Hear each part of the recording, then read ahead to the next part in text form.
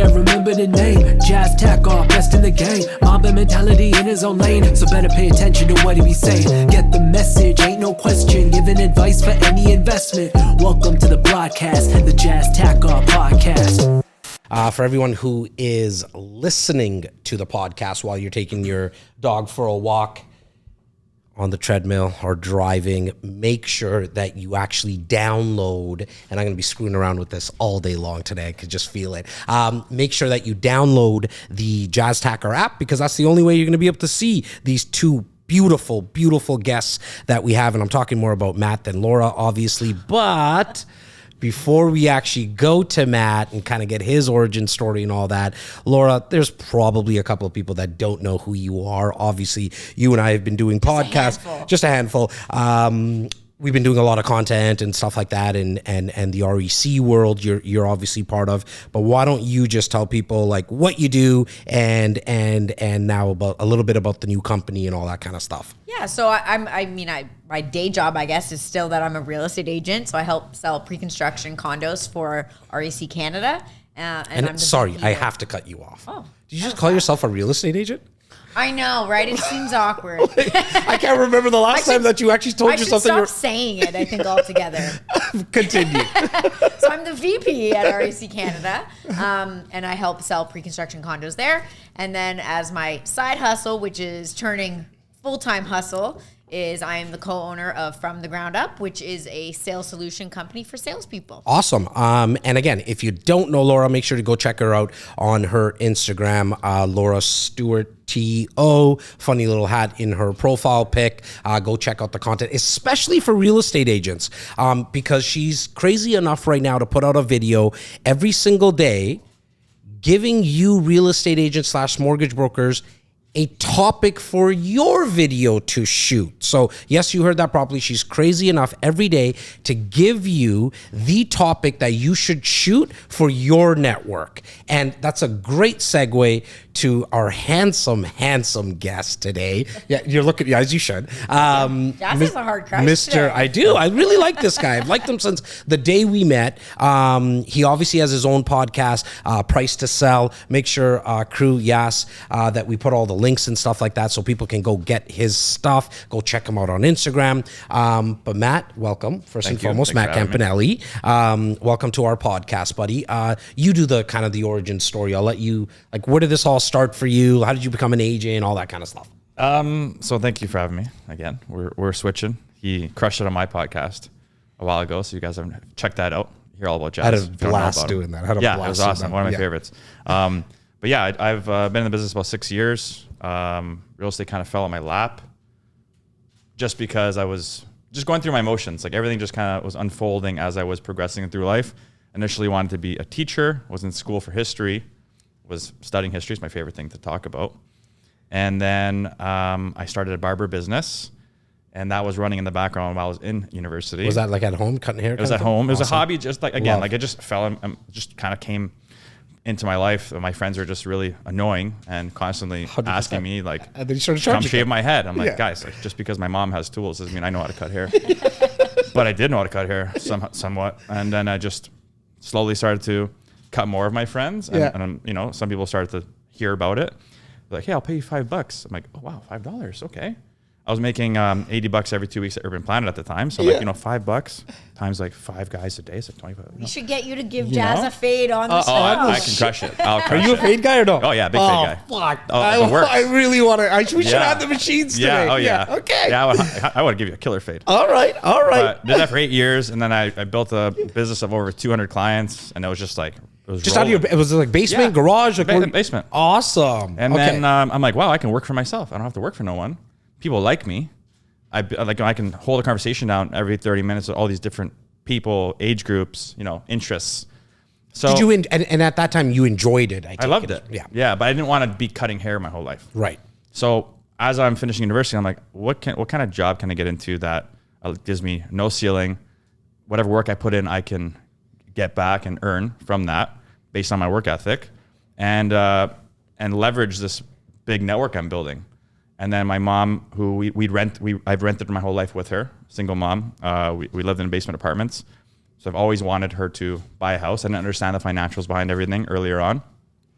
And then finally in 2014, she said, Matt, I'm going to go see a house. I'm going to buy it. I was like, yeah, I'll come for the showing. I just see the agent pull up, do his thing. I'm like, this is his job. I'm like, this seems interesting. And then I researched like, what's a real estate agents make? I was like, okay, bang, this could be the vehicle for me. How old are you at this time, by the way? I was 23. Okay, cool. Same time I got my license. Okay, go on. Yeah, I'm like, this could be my vehicle. So I finished university, got my license by 25, and then bang, here I am. Isn't it funny that everyone's path into real estate is never like, oh, I was a kid and I wanted to be a real estate agent. It's always like, I dabbled in these other things and I kind of fell into it. It's such an interesting I forget, like, how did you fall into it, Laura? How did you get into it? Like, I couldn't be less qualified to be a real estate agent, or I'm overqualified to be a real estate agent. It depends how you look at it. But I mean, I have my MBA in marketing. Before that, I had a science degree. I worked in different jobs in the fashion industry. I've did all these things, and I kind of, like, to your point, was like, look, I see myself as a hard worker. I have a lot of work ethic, and I didn't want a ceiling as well. And so that kind of is, I guess it attracts that kind of mentality. It's my favorite thing about the sales industry. Like, I know we're all in the real estate industry. For me, the sales industry, because of that reason that you don't have the ceiling. And I know why a lot of real estate agents, I think, get into the business. It's more because we hear this all the time, right? I don't want to have a boss. But then they come to realize that they do have a boss, and that boss sucks. Yeah. It's the one in the mirror.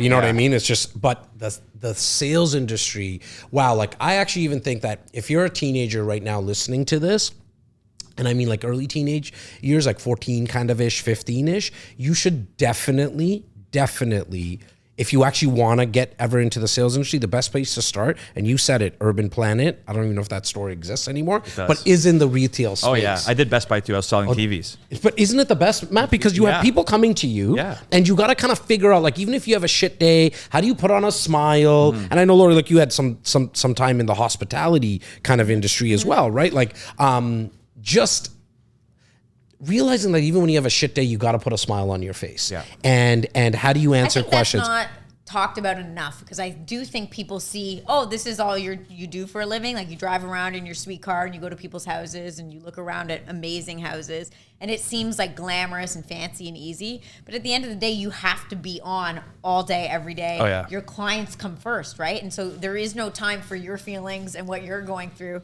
when a client is dealing with you for their biggest investment of their life, usually. So going back to you now, Matt, like those first couple of years, because a lot of our listeners are real estate agents and salespeople at large, entrepreneurs. I would say about 50%. And then the other 50% are kind of investors. And so we'll touch on that as well, a little bit about the market. Did you spill some water on the couch, Laura? Yeah, it's all good. So I'm the first person it comes from, on the couch. It comes from water stains. Yeah. Careful. Yeah, good thing it wasn't it evaporates. A glass of red wine. We asked Matt if he wanted some vodka or beer. He said no. And I'm actually happy you said no, because then Laura would have said, I'll have a glass of 100%, wine. And that fucking thing would have been a glass of wine and not water. Yeah, there you go. You're welcome. Matt, first couple of years, like, how did you kind of just navigate through the business, man? Well, for me, it was all the self-development initially, like the mindset stuff. Like, that was what I had to get that right first. Where'd you go for it? Sorry? Like, where'd you get it from? My friends started to, like, certain friend group, like, I have multiple, right? Yeah. But I started to really resonate with certain conversations with guys that were, like, starting to read books and stuff like that. So I started to do the same. Rich Dad Poor Dad was the first, and my buddy sent me some online version. I was reading it off my, I don't even know what at the time, tablet. Yeah. And just like, holy shit, like a liability and asset. Like, I was just about to pimp out my car. I was just about to. And because you were watching Exhibits Pimp My Ride. Yes. I closed all the forum like tabs. I'm like, no more, no rims, no exhaust, no intake, none of that. So, I started to just self-develop. Rich Dad Poor Dad, Power of the Subconscious, all that. So initially, for me, it was training myself to believe that I could be a very good real estate agent, like breaking through the barriers. I started the whiteboards. I had the goals everywhere. I had the vision boards, like all that stuff. When I really, really had no confidence that I could do it, I was just forcing myself to, like, it's possible, it's possible, it's possible. And in terms of the actual inside of the business, I was piggybacking off anyone I could have, like all the guys in my office that were doing well. I'm like, I want to talk to him. I'm like, let me go to open houses. Do you need any help with showings? Like, I was doing everything I could. And I started on social media early. Although my broker, shout out Joe, he's the best, my mentor. Although he's like, Matt, don't waste your time. Like, go pound the doors, go pound the phones. He's like, you're never going to do a deal off Instagram. Like, you're wasting your time. When people tell me not to do things, I do it. Yeah. Even harder. Yep. So I did that. Get that chip on your shoulder. Yeah. I always talk about having Pringles on my shoulder Yeah. too, like a box of Pringles. I mean, it's an all dressed chip. Oh, is it? All right. Yes. All right. That's a good chip. I love all dressed. Shout out all dressed. Yeah. But I was doing the cold calling. I was doing the farming. I was doing the door knocking. I was doing my duties. But what really helped me excel was people noticing like this guy's in the business. Yeah. And I was trying to be more and more consistent with online presence. And I saw there was a window of opportunity just because at the time, no one was really doing much versus like, post a front photo of a house for sale. Just listed, just sold. Or like, here's a kitchen, like. Don't get like, me started. Yeah. On So those. I'm like, okay, here's a little opportunity. Let me really brand myself. I didn't even know what I was doing. Like I was completely winging everything, but it just felt right. I was just going in the direction that felt right. And when stuff was working, I was like, okay, let's dive into this a little more, a little deeper. And then before you know it, the business started to just circulate and come in. In all fairness to Joe, was your broker slash mentor. 6 years ago, 5 years ago, like there wasn't a lot of proof. It's true. Right? That you could do this social media thing, you could put out content, you could brand yourself, and you're actually going to get business in real estate. In other industries, in other businesses, it always had made sense. Like, you know what I mean? Like I don't buy the New Balance shoes or like all the brands I'm seeing around us, the Doritos chips that Ro's eating right now, because they cookied me on the internet. It's because I know, man, generally speaking, Doritos is going to be a good chip. New Balance is going to be a good shoe. But in real estate, to Joe's like defense, I actually believe like the best way is hence why we have the phone here, is picking up the phone, right? Well, and that's a broker of record. I mean, how many times has Joe probably heard some new realtor idea, come into exactly. being like, I have it, I have the key, it's going to change the world. Yeah. And he's like, I got the blue magic pill, right? There's no blue magic pill. You need to make phone calls, you need to follow up. And so, again, in defense to him, and that to be he fair, probably seen it 1,000 times. like lucky, like I'm grateful to have had him, and I still do. He made me show up at the office 8 a.m. every morning. That's what he's like. He's my kind of guy. He's like, bring me your time management chart. I'm like, what are you talking about? He's like, go write it out. I'm like, okay, I go write out. And I'm like, I can't fill it in. Like I have nothing to do. So he's like, I need every hour. I just sat there so aimlessly. Every hour I need tasks. I need to do something. Whether it's like, you're pounding the phones here, you're doing your follow-ups here, you're doing your pop-bys here, you're doing your visits here. He's like, fill up your day. And then he's like, okay, now start your day. Come in tomorrow 8 a.m. and do this. So he had me doing the things. Now, did you do any of the did you start with leases? Like what did you start with? Or was it like, I get the calls and everything that Joe was telling you, like who were kind of your first set of clients? My hair clients. Yeah, so I was still cutting love hair, it. and I was planting seeds the whole So time. what did you actually do with them? Because like this is something that people really need to hear. Well, I was being proactive. Like as I was getting my license, everyone knew I was getting my license. Right. So you're And cutting people's hair. Yeah, I'm just The planting wealthy seeds. barber. Like, hey guys, get my real estate license. Hey, I know I told you 14 times, but I'm getting my real estate license. And then I'll be like, hey, guess what? They're like, you're getting a real estate license. I'm like, you're trained, you're good to go. But yeah, and then when I got it, I just, people would naturally I'd pick up a phone, I'd talk to a client, and people would ask questions. And having those conversations, it was just, I was, sharpening my tools and my skill set while cutting hair, planting the seeds. And before you know it, someone comes in, he's like, you know what? Me and my girlfriend want to rent this place. Okay, let me help you. Or someone came in, I remember one of my first big purchases, $1.2 million. It was my hair client. He's like, the realtor my parents are using, she's just not doing anything. I'm like, well, I'm not the type to step on toes, but if you want to give me that chance, I'm young, I'm hungry. I don't have much going on right now. Like, you get all my efforts. He's like, okay. They switch over to me, bang, got the deal done. First year. So I always tell the story that, in my first year, I probably ended up doing maybe like 10 transactions, 11 transactions, and 80% of them were with people that I sold a car to in the 3 years prior to that. Because what I did is I took all my bill of sales, which is equivalent to an agreement of purchase and sale in real estate, and I called every single one of them. Yeah. And anyone in Ontario, I called them and said, I'm licensed in Ontario.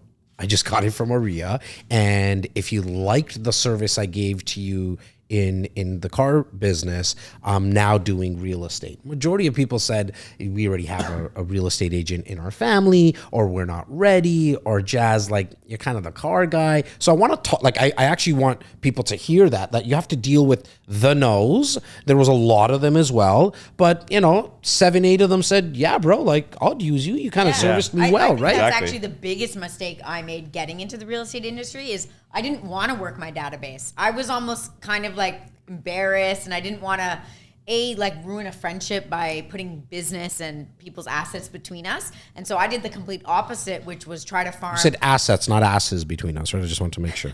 Go. It was asses. That's I wasn't sure. With Laura, we never know. That's Matt, with Laura, we never know. So we always have to make sure. Yeah, but that, like, I didn't work people I had known. I tried to farm a new neighborhood that was already like well established. I mean, there were so many agents working that neighborhood anyway. So trying to get my foot in the door there was near impossible. Not impossible, but I think I would have had a much easier time and a better success rate had I followed this kind of route. Well, I so appreciate you sharing that, because it was a massive failure and I watched it happen. You know what I mean? And it was under your tutelage. 100. Well, because you were one of those people that wouldn't listen. Yes. At that time. I thought I knew better. Exactly. I was the new agent. Yeah. Who I was going to come in and shake the And industry. in all fairness, I think first of all, you had success in that first year. You hit some massive listings.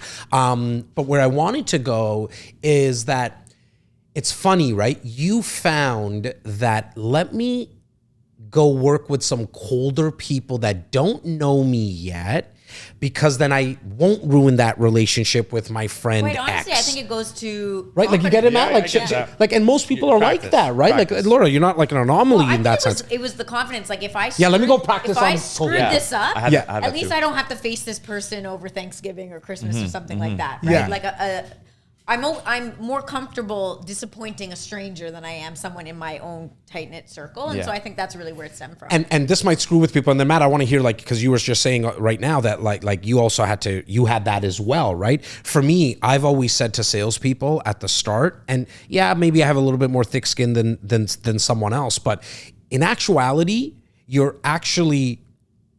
I don't even know if that's a nice sentence or not, but I like how I said that.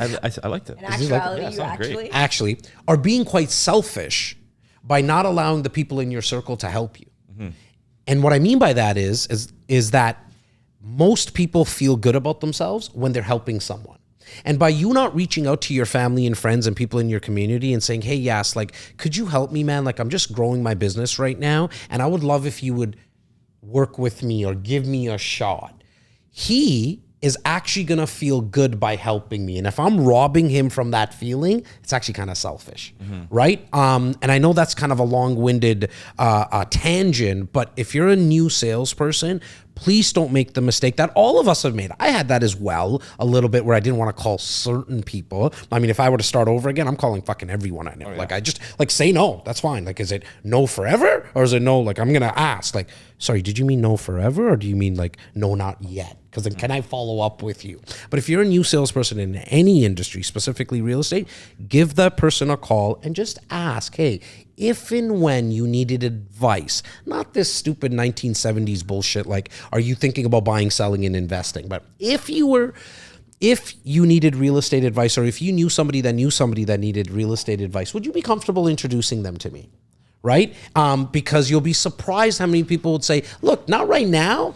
Or they might say, oh my God, it's so weird that you called me. I was at the water cooler yesterday at my office and somebody was talking about how crazy the market is. Maybe you can give them a shout, right? And we'll transition into how in 2023, if you're not on socials, like, you probably should consider getting out of the business, because you're just going to get eaten up by people like Laura and Matt, myself, and a plethora of other agents that are in like top of mind right now. My boy Justin Conical, Tom Story, Matt Leonetti, all these names, right? That we all are mutual friends of ours. But you had a story that you were thinking of right now that you kind of had a problem with, like, calling people that you knew that you didn't want to practice on them, you said. I mean, yeah, like, it's always a fear. It's like a you versus you thing. I mean, that's normal. It just comes with the confidence over time. But yeah, like I said, like, I was leveraging the other people in my office, and I did join a team for a short period of time, and I was taking out their clients. Like, Did that help you? The practice in the field, yes. And Yes. I was working for free like crazy. Like I was going out there like, okay, this person wants to see a bunch of homes. Like it's this guy's client. I'm going to take on the lease and probably not get much out of it. I don't care. I'm getting my showing experience.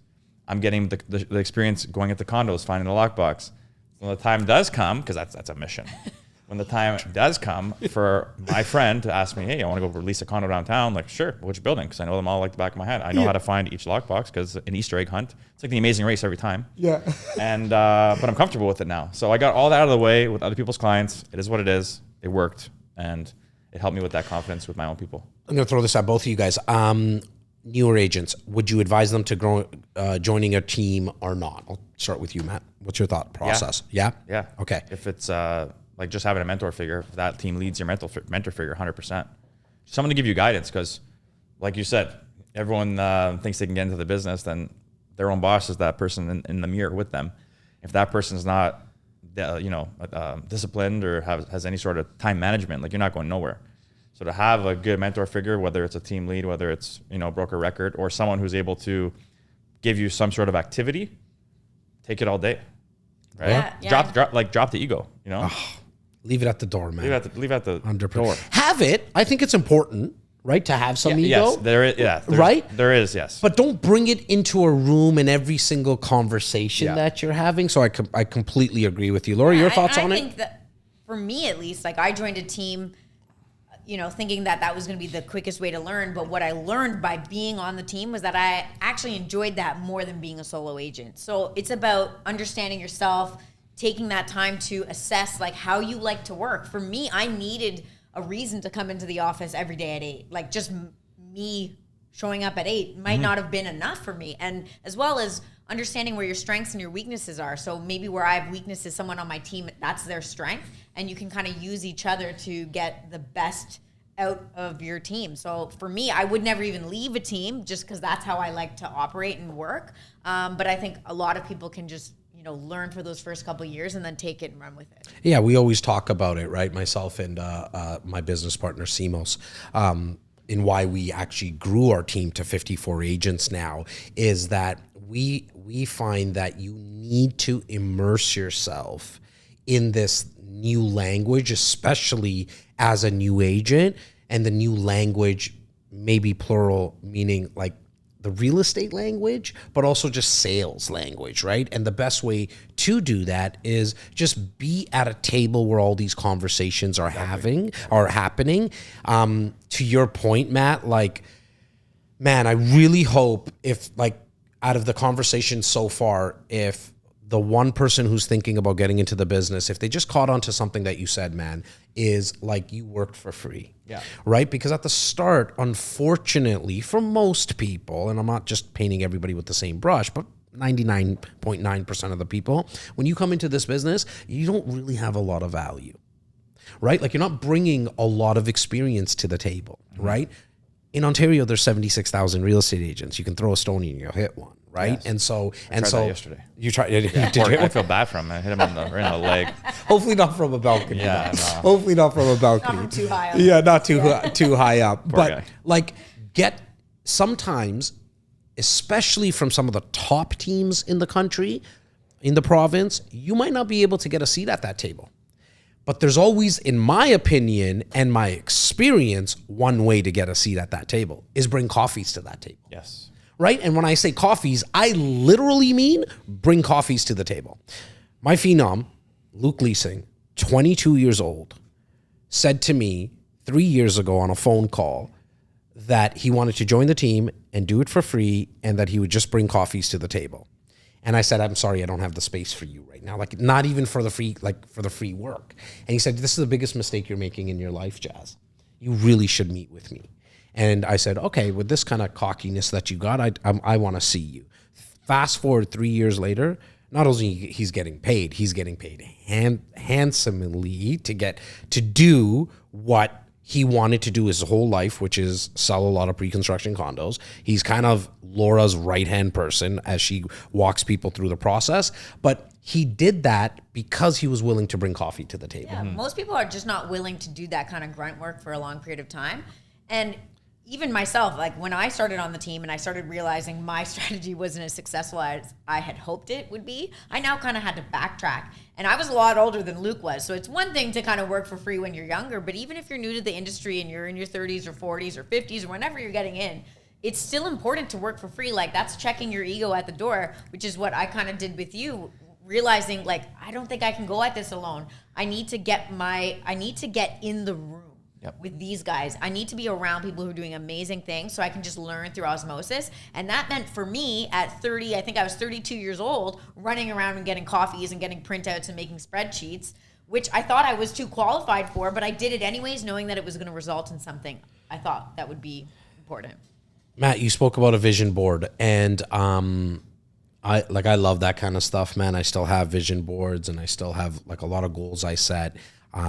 But about 7 months ago, you gave me a call and you said, this is kind of on my vision board. Like, Jazz, is there any advice that you can give, any tips you can give? And yesterday night, I think I saw that vision on the screen, and it was really, really, really, really cool to see. And what I'm talking about is that you got to sit down with probably one of the top agents in the world. Yep. Definitely, I think it's safe to say the top agent in North America, and not just from his gross commissions and revenues and all that, but just somebody who's out there so much. And I'm obviously talking about Ryan Serhant. Just talk about that whole process, man. Like not even just the recording, which I definitely want to hear about and we want to hear about, but like, take us back, like how long ago you had this on your vision board, right? Because I think that's important for people to see. One, that just because this is not The Secret. We're not talking, like I like that book, I like the movie, but just because you sit on a couch or at home and say like, I want to make $1 million, it's not like you get $1 million the next day, or I want to have a big podcast, or I want whatever, I want to have a team. It takes fucking time. You need to be patient, and the bigger the goal, the longer it takes. You want to attract a coffee in your life, that could probably happen in a couple of hours, but you want to attract some of the bigger things, it takes some time, right? So I think it's very important that people kind of hear your whole process there. Yeah, I'm still blown away. Like, it's still super surreal for me. Even watching it like yesterday, just crazy. But yeah, like I'm a big manifester. I have sticky notes everywhere. I have vision boards. I journal every single morning, and I have massive goals that I write down very consistently, and I believe them. Like truly believe that they're gonna happen. So that was one of them. You say believe them, and that's important. Like, what does that mean? Like you feel the feelings like when you're actually it's been accomplished. Yeah, that's important. Yeah, because that actually sets the vibration. Yes, you have to be emotionally involved, and that's where most people miss it, right, Laura? Like we talk about a lot. A lot of people write goals down, and that's great, and they'll read them. But if you don't actually feel the feeling, well, that's what I always say to you. I'm like, I don't feel it on the inside. You really have to believe it. You have to transport yourself into the future you when it's already happened, and you're looking back. And like, what are those feelings that you think of looking back? Because then that's the universe. Then it sets the law of attraction, which is kind of the second phase, which really the primary law is the law of vibration. But that's what actually sets the vibration. Exactly. It's all like you're resonating in that frequency consistently, and it's naturally just going to come in divine timing, right? So like if and you can see, like I always go back into my many journals, like to the first one, and you see the goals I was writing out. And because I had fears, like I couldn't write a bigger number. I didn't feel it yet. So it's like looking back at that now, it's like, wow, I've completely smashed this. And yeah, one of them was Ryan. So like I popped myself into the visualization. The podcast at the time, super new. I'm like, it's not time yet, but eventually it'll happen. I don't know how, I don't know when, but it will. Like that belief that it's gonna happen. I was emotionally attached to it, confident that it will, and it just did. And shout out to Justin Conocow, because shout out to Justin. I got a text. He's our boy. Yeah, I got a text like 3 weeks ago, and he's just like, Matt, have you been connected to Ryan yet? I'm like, no, not yet. Like we tried a couple times, but he's like, okay, 1 sec. And he texts me. He's like, he's in. I'm like, what? Like it came out of nowhere. Like I was not. And that's another key thing too. Like you can't be attached to it. You have to just release it. You have to like let it go. Just set it and forget it. Yeah.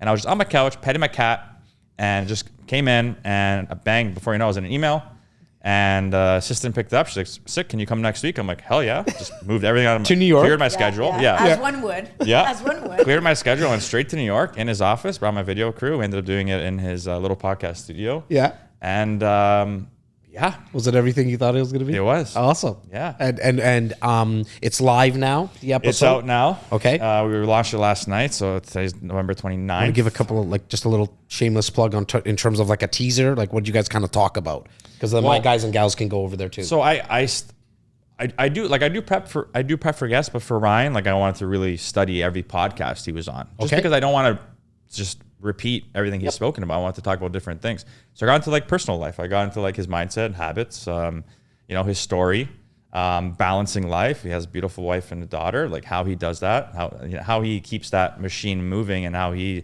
is able to mentally stay strong while balancing life. I wanted to know those things, right? And that's what we talked about.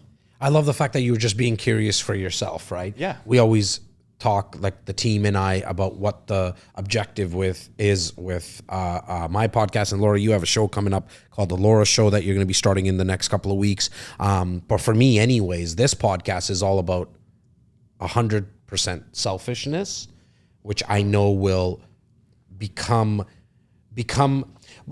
here's what I'm trying to articulate, that I think that through my selfishness, you will see the selflessness where others can learn, because what I want to do is just be curious. I want to learn about your journey. Yeah. Like there's no rhyme or reason. Some people are thinking that we're competition. I'm like, sure, you can think we're competition, but the farthest I just want to bring, truth. I just want to bring this guy to my platform. Someone might connect with you more than they connect with Laura and I, right?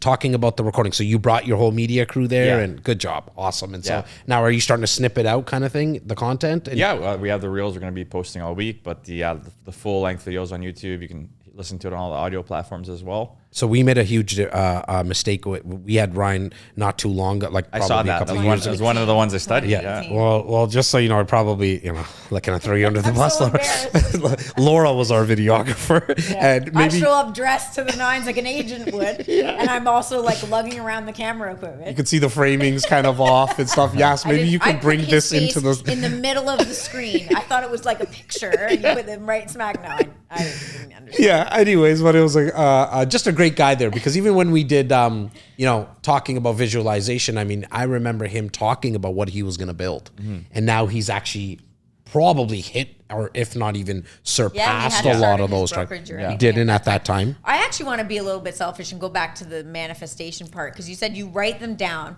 For me, I seem to have a hard time. Like, I want to tell people my goals, and I like to tell family and friends and stuff. But sometimes I also feel like their reaction almost hinders me, because it's like maybe they don't believe it, they don't see it. They also haven't been living in my mind for however long. Yeah. Do you tell other people, or do you No. kind of keep it to yourself? Very well. It depends on who. Some people will compliment, like their energy will complement it. Like my girlfriend Marina, shout out to her. She's like my biggest support system. She will tell me straight up if I'm being ridiculous or not, But that's about it though. Like other than that, I keep it. Everything's in there. It doesn't leave the book. Yeah.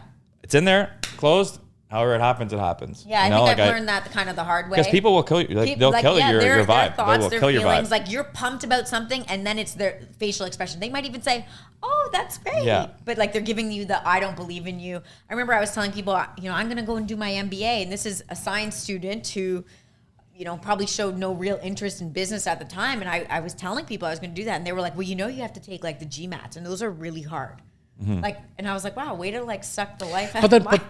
But then what still allowed you to get it done? So if they were sucking that out of you, how did it you? just makes it harder. You Got have it. to live in your convictions too, Yeah. right? So for me, it was that was maybe my little Pringle, Yes. my little chip on my shoulder. Where it was I'm going to show you. You But need it those. would You do be- need those. It would be You do need easier those. if people were supportive. And so I think Yeah. maybe a good hack is to know the people in your life who you do want to tell and who will be supportive. And anyone who kind of does find out your goals or thinks it's silly, because we used to say we're gonna get Ryan Serhant on the podcast, Yeah. and people would chuckle. They were okay, you Yeah. think your podcast is so big that you're gonna get someone like that? Yeah. And I was like, Definitely. I do. Why wouldn't you believe in this? Yeah. What's wrong with you, right? Yeah, and I think that just comes back to who you surround yourself with, Yeah, right? Do you have a kind of a close knit circle in that sense? Yeah, Matt? definitely. It's I'm very, very by myself. Yeah. I love it. Yeah. I kind of do my thing, but when I do want to have conversations or get advice, there's select people that I confide in, right? Just because I know I'm getting proper advice is coming from their heart. It's not coming with, there's no ill intention behind it or jealousy or envy, right? Yep. Very important too. So yeah, like I do have the ones I pick to speak to. Now, going into 2023, brother, people, real estate agents are listening to this, and our cousins in the industry, as I always call them, are mortgage brokers. What's kind of your strategy for business development going into 2023? So my next step is to build out a squad. Okay. Yeah. What does that mean? Well, I'm still, Like a squad in what sense? Sorry. Like, is like that just other agents with me. got it. Okay. Yep. At what capacity, I'm not sure yet, but I do have an idea. There's a lot of things. Want to tell us? It's written in the book. There's a lot of things I'm working on that are very big in my head. Yeah. But yeah, it definitely consists of Matt scaling. And, Good job. I think it's super important. There's a lot of market share to grab right now. I think it's super important to be that guy or the Unpack people. that a little bit about the market share to grab, because I think that might have went over a lot of people's head. Yeah, well, I mean, like, it's a rough year. So it's like, it's a human nature. Let's just put it into examples, bidding wars. Market's freaking hot. Why is everyone running to throw stupid and crazy money at these houses? Because they feel like they have to. FOMO? They don't know why. FOMO. Yeah, exactly. Right? Yeah. But here we have a market where, there's deals. There's freaking deals out there, and everyone's waiting on the sidelines because human psychology operates that way. It's the same as a business operator. If a lot of agents aren't, shit is hitting the fan right now, so they're not being proactive about it. They're like, maybe in fear mode. But the ones who are taking advantage and thinking the opposite, okay, well, everyone's sitting back. I'm going to double down on my socials, on my marketing. And, I'm going to throw more ads out there. Now's the time to take over because there's a lot of market share to grab. Now, we love marketing. Like the second that you said that, I mean, Yeah. Laura obviously has the MBA in marketing and communications and branding. I don't have that. I kind of just do everything through Wildfire and just have some experience in it in our industry. High level marketing. I have a feeling you do obviously the content, and we are gonna talk about that because we love content creation, all things around it. What other stuff are you going to be touching on in marketing? Is it ads? Like when you said ads, are we talking Facebook, Instagram? Is that kind of where your headspace is at? I'm running different campaigns now. Got it. Okay. I do a lot of Airbnb stuff, right? Okay. So I'm like, it became my niche, so I'm doubling down on that. I want to be the Airbnb guy. Helping clients with Airbnbs. Exactly. Love it. Okay. And I'm going to also offer a mentorship Okay. And what's that? for Airbnb. Okay. And so you're going to teach other clients. Could be clients, could be agents, could be whatever. Well, I think we're gonna have the ability to do a lot of collaboration in that sense because we have a lot of clients. Yeah.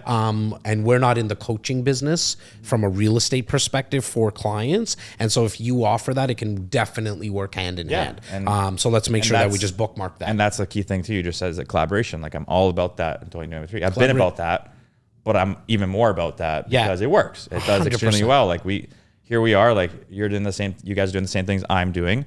And when we're able to do it together, it's just that more powerful. Yep. And it's that more explosive. And A lot more fun. A lot more fun too. Fun at the end of the day. I feel like when fun. there's too much competition, like I love competition, don't get me wrong, but when you feel like you have to keep it all to your chest, like it's a lonely industry, is. real estate. And then when you couple that onto you don't want to talk to anybody and share any of your secrets, like what are we doing this for? Yeah. Another paycheck? Like it's a lot more fun when we can all win together. Well, those, and I had Tom Story said this perfectly on my podcast when he was my guest. He said the ones that don't want to share are the ones that just aren't doing well.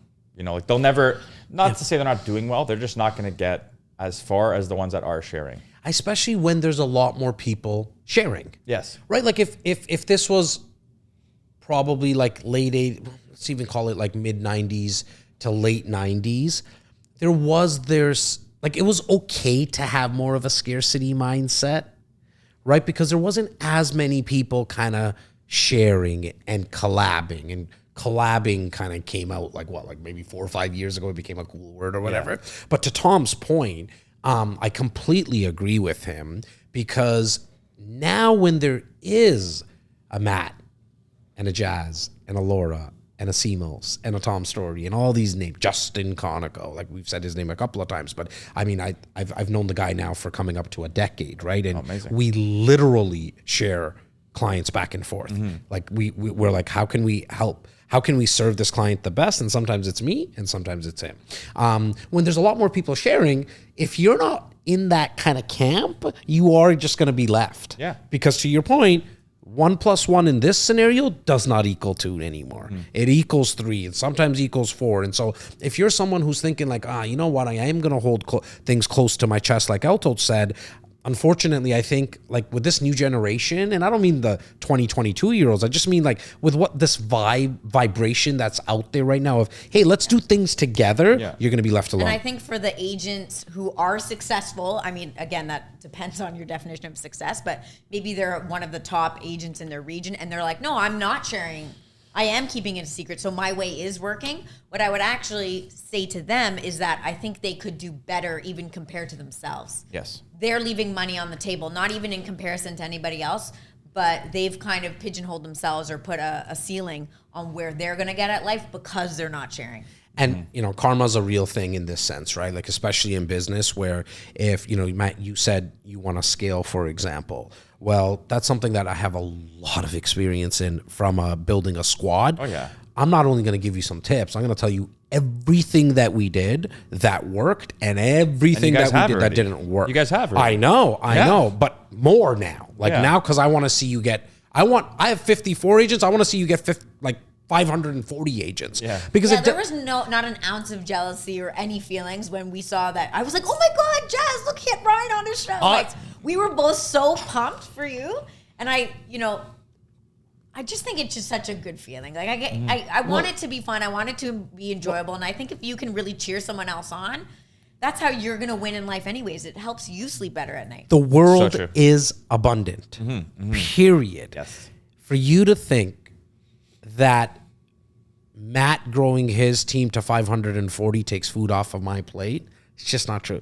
It's just not true. So much to eat. There's so much to eat. Look at You've been waiting. I know you've been waiting you just needed one little dig. Like, when can I get him back? There you go. I know. I had a couple I just held back today. I was like, fuck. You know what? I'm not going to take it through without time. She made me alley-oop that. So yeah, I know. I know you guys talked off air. I know you talked off air. All right, let's talk about what is, you know, just our passions, which is content creation. So first and foremost, your podcast, Price to Sell. Who's kind of the target market there, and what do you enjoy about like doing that podcast? So we kind of went on a whim. As my two partners on it, they have a really successful podcast. It's called Money Buys Happiness. They work with Full Send, Elk Boys, stuff like that. Oh yeah, yeah, and they hit me up. They're like, we want to do a real estate podcast. I'm like, okay, like you're the guy. I'm like, shit, man, like I don't have time, you know. And they're like, no, we don't care. Like you're it. Like we don't care. You're gonna thank us later. I'm like, okay, done. Let's do it. So no real like target audience, but it ended up being realtors and ended up doing it for realtors. And the response I was getting from agents, like I had a guy. This is when it hit me. I was having pasta outside in the summer near my condo at a place called Spaccio, a very nice spot. And some guy just came up to me and he's like, are you Matt Campoli? I'm like, yeah. He's like, I'm a big fan. Like that was weird to hear first off. I'm like, okay, thanks. He's like, you're the reason I kept going. I'm like, oh, like, what do you mean? He's like, I was going to quit. He's like, I was going to quit and you're the reason I kept going.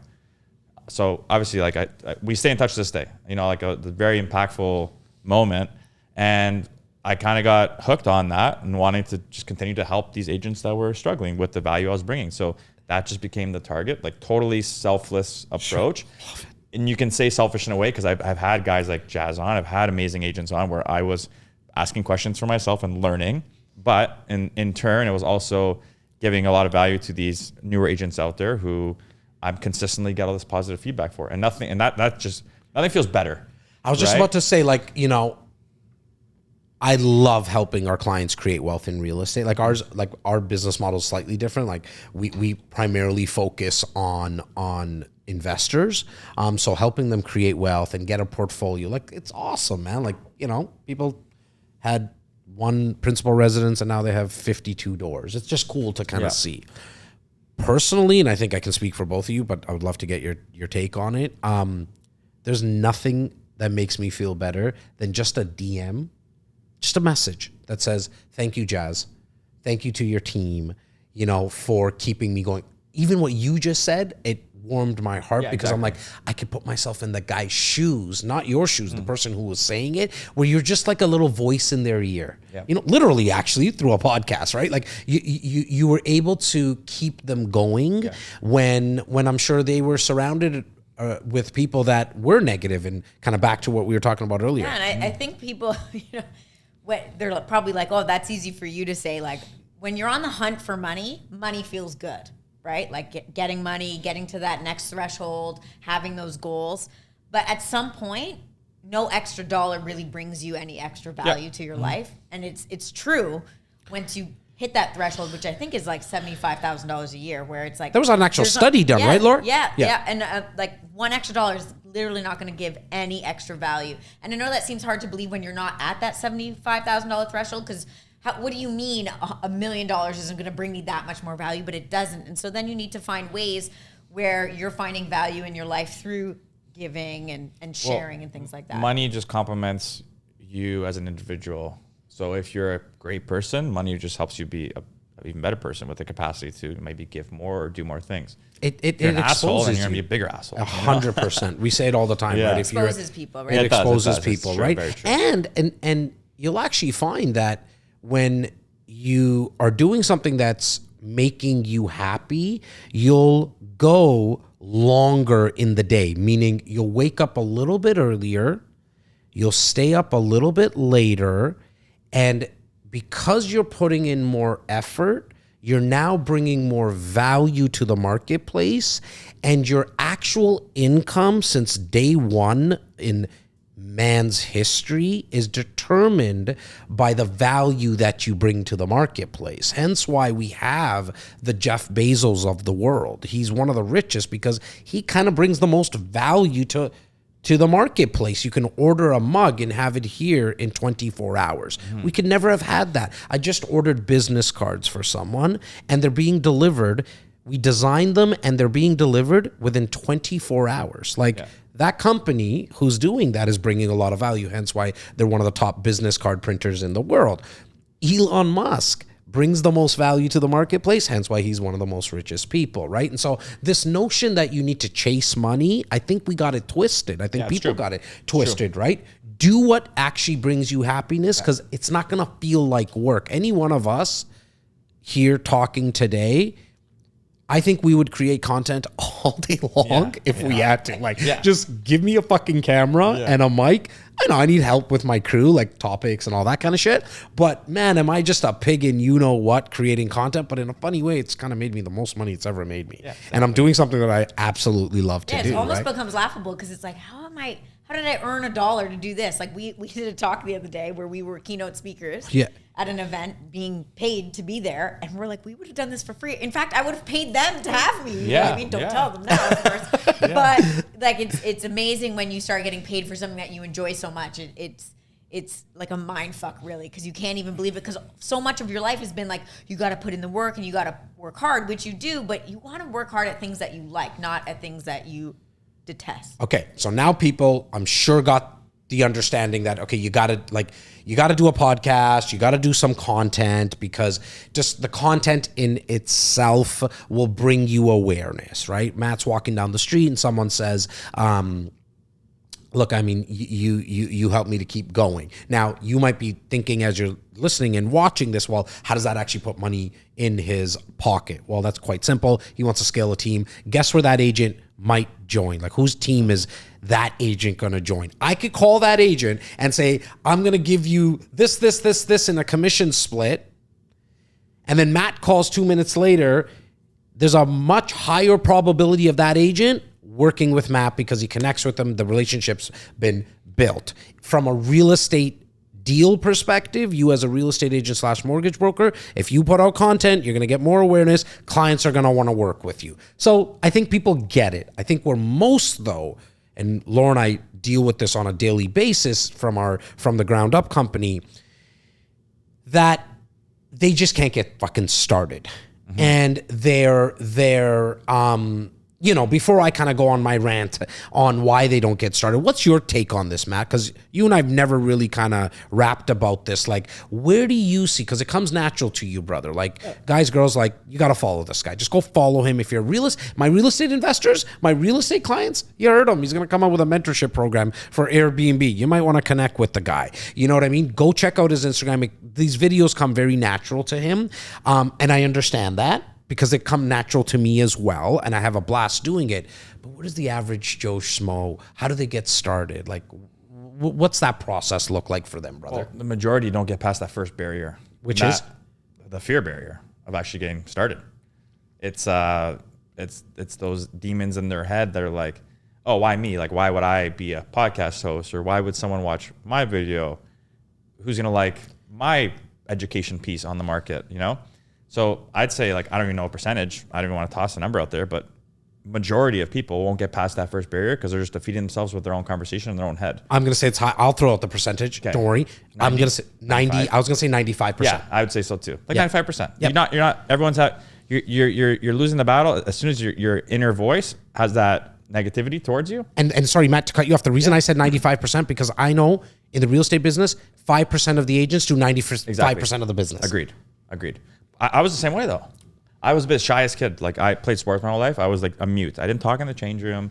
Everyone's like, do you speak? That was just me. I was super shy. I was like insecure. I was like no confidence in the world. I was just like super scrawny and stuff. And there's a lot of work I had to put in to like overcome that. So when I first started to make my first real estate video, sucked. And I always look back at it this day and laugh. And I love that it happened the way it happened. Do you still have it? I do. Is it still on your profile and stuff? Good. And I won't take it off. This is why you're just somebody that you and I are going to be together for a very long time, because you're my guy. Yeah. Like, you're my kind of guy. Like, I want people to see it. 100%. Like, okay, look at him now. Look where he was. Like, okay, that's me too right now. Yeah. Like, I can get there too then. So it's just that first battle. As soon as people can defeat that first battle with themselves and just get started and just not care what other people think, or that they're able to achieve what these other people are achieving, then you're set. You're on to the races. I love that. Laura, you always talk about something that Matt said, which is, why are people going to give a shit? You were there, right? Yes, at the start. Yes. Like, why are they going to give a shit what I have to say? Yeah. How did you get over that? Yeah, at some point you kind of just got to do it anyways, and know, look, maybe they won't give a shit. That is a very possible reaction by people. Maybe you don't have enough experience. Maybe you don't have the right education. Maybe you really shouldn't be talking. But if you want something, you're going to kind of have to lean into that fear anyways and see. There's a sense of curiosity as to, okay, maybe, but what if I can? What if I am worth speaking? What if I am educated enough? And again, that curiosity of the possibility for you. And I think there's some small hacks people can do, right? Like, if you're like, well, there's no way I can put myself on camera tomorrow. Okay, that's fine. You don't need to do that. But what are some other ways we can overcome fear? Like, for example, I'm going to Mexico City in a couple weeks. And my husband was just telling me that they eat, like, bugs is a thing. Like, they put bugs in the dishes, and it's like, I don't know, it's a thing. And I was like, oh, that's so gross. I'm not doing that. The second I said it, I was like, oh, damn it. Now I have to do it.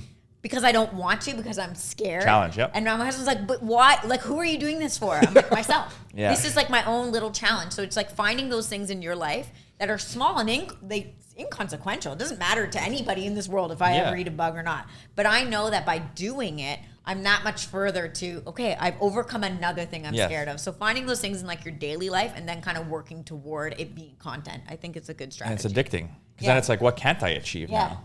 Right? It does get addictive. Those barriers get larger and larger and more significant, and you're overcoming like incredible feats over and over and over, and then and you want to just keep going, right? Like, it's just a belief that you have that something bad's going to happen. It doesn't mean there's any facts to something bad's going to happen. It doesn't mean it's a rational thought. It's completely in your mind. And so learning how to tame it and control it, I think is a lifelong journey for most people. So it doesn't come naturally for anyone really, but it's putting in those reps. And I think that kind of gets you further along on your journey. I actually think the Ryan Serhants of the world have it. The Gary V's of the world have it. But they've just learned to kind of, what Laura mentioned, lean into it now and actually use it as more of a propeller of momentum than anything else.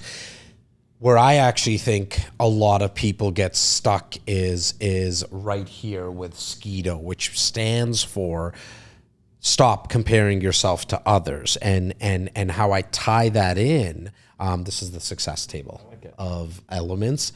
So back in school, like I really didn't know what the fuck the periodic table of elements were. So I said, you know what, I'm gonna make my own success table of elements. So they're 13 being a lucky number. But I point to SKIDO, stop comparing yourself to others, because when it comes to content, I think a lot of people are looking at Laura now and saying, because you get it in the bathroom, I get a lot of women coming up into our meetings and saying, well, it's so natural for her. It's so easy for her.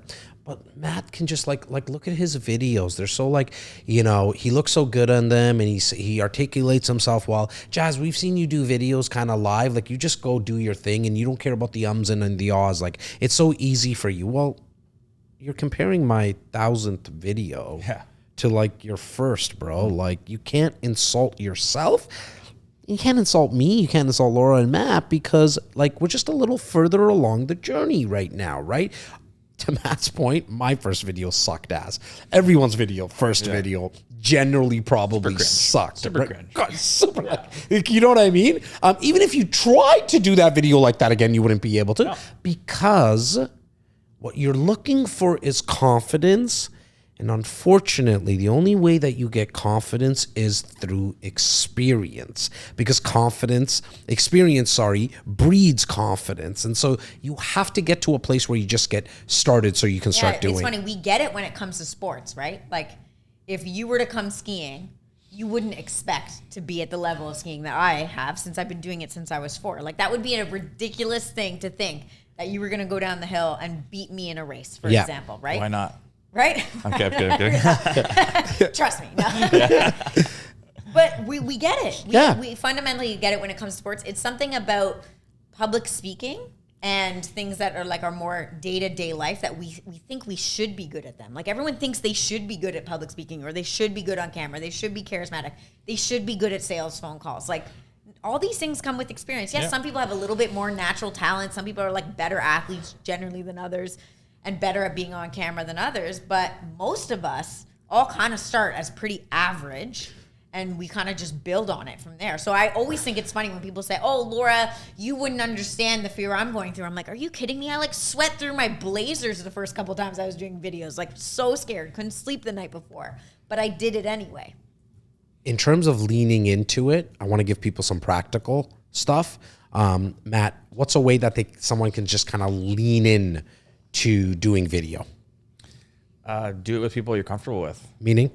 Like, if you can't record yourself, record with a very good friend, a family member, a partner, you know? Because then they're the other person behind the camera. Like, my biggest holdback for myself on my first video was I didn't know the videographer. She just came for that day. Yeah. I didn't vibe with her at all. So I couldn't be myself. I just couldn't, even if I tried. So I was completely someone else. And it made me way more nervous, you know? So to have someone that helps you feel comfortable, the end result will likely be a little bit better. And then it just gets better and better from there. And then it doesn't matter who's behind the camera after. I like that. Laura, you? Yeah, I think it's worked well with some of our clients. We have like a content coaching program that we offer, where it really starts off with you just putting the camera on by yourself. You're not even going to use this content, and you're just speaking to the camera. I don't even want you to say a tip or script anything. I literally want you to turn the camera on, look at it, and just say like, hi, my name is, and today I ate this, whatever it is, just to like learn how to speak in front of a camera. Because what happens is people know exactly what they want to say, and then all of a sudden we say action, or the recording light goes on, and then it's because something about that lens just scares people, and even a phone lens, like whatever it is. So I think having that kind of moment and practice with just the camera on, where the content, whatever comes out of it, really doesn't matter, can be useful. So I'll just go a completely different way, just because I want to give it a little different value. But both the tips that these two gave, I think will work very well for a lot of people. The way that I think that you can also do it is actually just go live. And I know that might be, using Laura's earlier word, like a mind fuck with a lot of people. It's true, because you're like, what are you talking about, bro? I've never done a video. But what happens when you go live on YouTube, Facebook, and Instagram, you could do live on any one of them. You can even do it on TikTok as well, is that because you're live, you're not necessarily thinking that, oh, okay, who's watching this and oh my God, who's sharing it, who's going to share it. Okay, how are they going to edit this out? You just go. And I found, in the first 93 days of COVID lockdown, I went live every single day at 9 p.m. Eastern on IG. And wow, looking back, and I went for an hour live. And out of the 90, I'm going to say, I think about 40 of them I did by myself. I never even brought anyone on. The reps I was able to put in, man, did they ever get me to a place right now where like you can put me on stage. And I know like I've been on stage on Saturday at some point. I was like, oh shit, I lost my train of thought, guys. Can you? And they actually liked it. I was having fun with it, right? So going live, and you don't need to go for an hour, like even 15 minutes, I think will kind of make you in a weird way, you'll get more comfortable because you know that there's no editing process to it. And you're just going live, thrown in. If you've never done it, or if you've never produced any content, people aren't really looking for you.